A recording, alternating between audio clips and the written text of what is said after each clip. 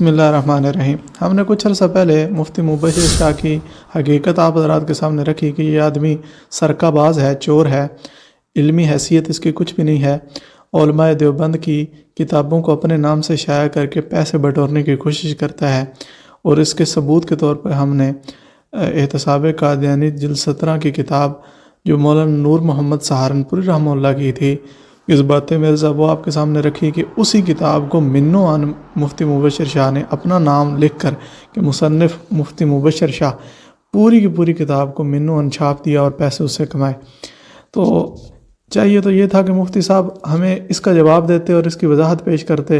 ये कहते हैं कि मुझसे गलती हुई है, मैंने जो किताब चोरी की है मुझे नहीं करनी चाहिए थी।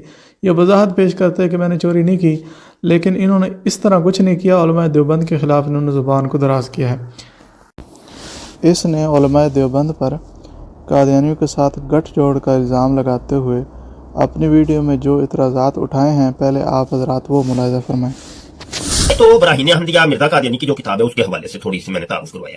इसका जब हिस्सा अव्वल आया था ना, यानी बराहीन अहमदिया हिस्सा अव्वल आया था, तो उस वक्त जनाब आलम इस्लाम पूरी दुनिया के अंदर एक मौलाना, एक मुफ्ती साहब, एक आलम दिन खड़े हुए और उन्होंने उसके ऊपर कुफर का हुक्म लगाया कि ये जो तुमने पहला हिस्सा लिखा है बराहीन अहमदिया, ये तो कुफर से बड़ी है।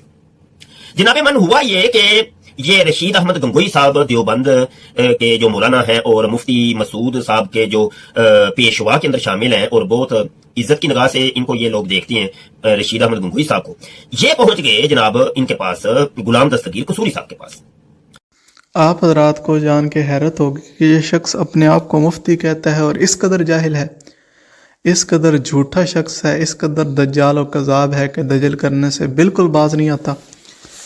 इसने अपनी वीडियो में ये बात कही, एक मुकालमा पेश किया और कहा कि मौलाना गंगोही जो हैं वो मौलाना कसूरी के पास चले गए। ये बात इसकी बिल्कुल झूठ है। हज़रत गंगोही का मौलाना कसूरी के पास ये जाना साबित कर दे इस मुकालमे की खातिर जो चाहे इनाम हमसे वसूल कर ले। ये बिल्कुल इसने झूठ बोला है, सफ़ेद झूठ बोला है।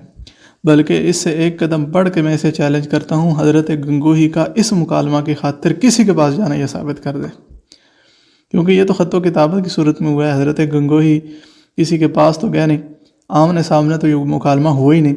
इस जाहिल को इतना नहीं पता कि ये मुकालमा जो है ख़त्तो किताबत की सूरत में हुआ है और अपने आप को ये मुफ्ती कहता है।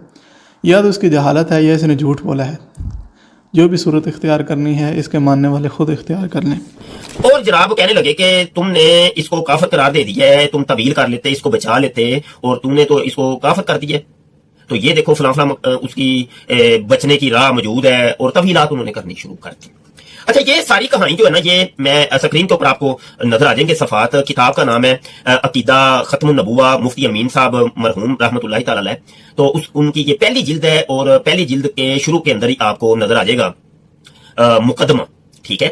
और ये मुकदमा सफा 37 से शुरू होता है और आगे तक जाता है, लेकिन इसके अंदर ही ये जो मुकालमा है इनका, ये जनाब सफा 71 से शुरू होता है। आप देखें कि सफा 71 के ऊपर ये पहला है काल गंगोही, ठीक है। ये आपको स्क्रीन के ऊपर नजर आ रहा होगा, आप इसको पढ़ लीजिएगा। मैं यहाँ पे सिर्फ 2-4 ही बातें पढ़ूंगा जो कि रशीद गंगोही साहब की हैं, और बकाया अकूल जो है ये जनाब गुलाम दस्तगीर कसूरी साहब ने जवाब दिया है, उसको आपने खुद पढ़ना है। वीडियो को रोक लीजिएगा और आप पढ़ लीजिएगा।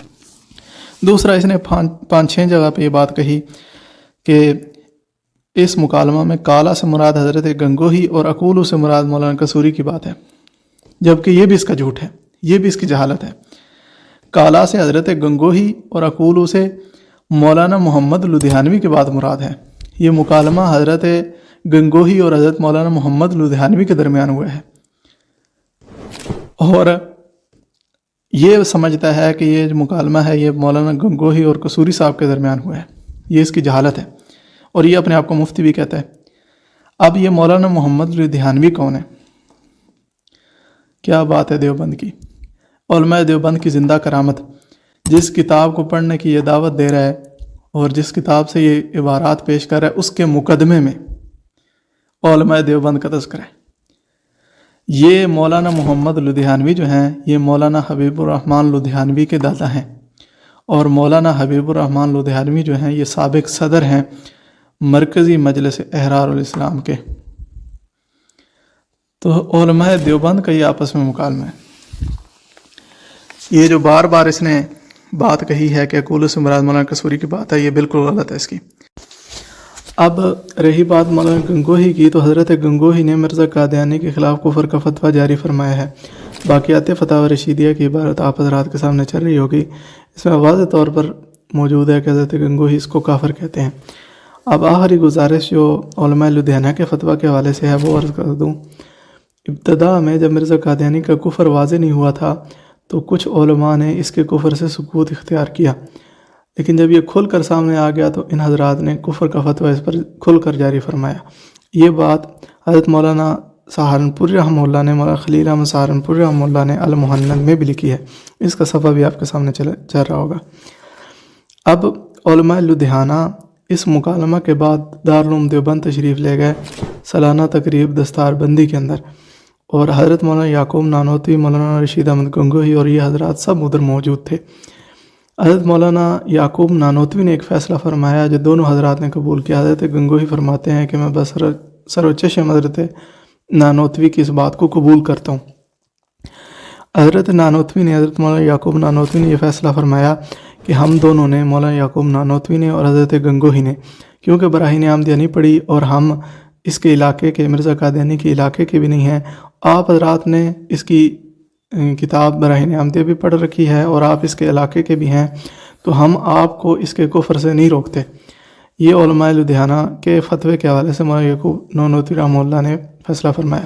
باقی بعد میں جب اس کا کفر واضح ہوا تو ان سبھی حضرات نے اس کے کفر کا فتویٰ جاری فرمایا، جیسے بارات گزر چکی.